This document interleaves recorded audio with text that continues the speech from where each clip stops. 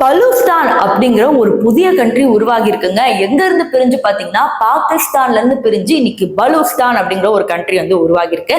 அங்க இருக்கிற ஒரு பிரதிநிதி என்ன சொல்லியிருக்கிறாருன்னா, இனிமே இங்க இருக்கிற மக்களை நீங்க பாகிஸ்தானியர்கள்னு கூப்பிடக்கூடாது. இனிமே எங்க கண்ட்ரிக்கு நாங்க தனியா மிலிட்டரி பவர் வச்சுக்கிறோம். எங்க கண்ட்ரிக்கு நாங்க தனியா வந்து என்னென்ன தேவைகளோ அதை நாங்க பாத்துக்கிறோம். இனிமே பாகிஸ்தானியர்கள் என்று குறிப்பிட வேண்டாம் அப்படிங்கிற மாதிரி சொல்லியிருக்காங்க.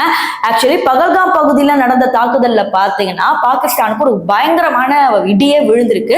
சோ வந்து பாகிஸ்தான் தான் டிக்ளேர் பண்ணாங்க, நாங்க தான் வின் பண்ணோம் அப்படிங்கிற மாதிரி என்னதான் வந்து தப்பா நியூஸ் சொன்னாலும் உலக நாடுகளுக்கு எல்லாருக்குமே தெரியும் இந்தியா தான் இந்த போர்ல வந்து வெற்றி பெற்றுச்சு அப்படிங்கிறது கூட. சோ வந்து இது போர்ன்னு கிடையாது, பழி வாங்குதல் அப்படின்னு கூட நம்ம சொல்லலாம். சோ பாகிஸ்தானோட ஜிடிபி பாத்தீங்கன்னா தமிழ்நாட்டோட ஜிடிபியை விட ரொம்ப கம்மியா இருக்கு. சோ அந்த அளவுக்கு அங்க நிலை இருக்குது. சோ இதுல இருந்து மாறுபடணும் அப்படின்னு சொல்லி ஒரு சில பேர் அந்த கண்ட்ரியை பிரிச்சு இன்னைக்கு பலூஸ்தான் அப்படிங்கிற ஒரு கண்ட்ரியை வந்து உருவாக்கி இருக்கிறாங்க.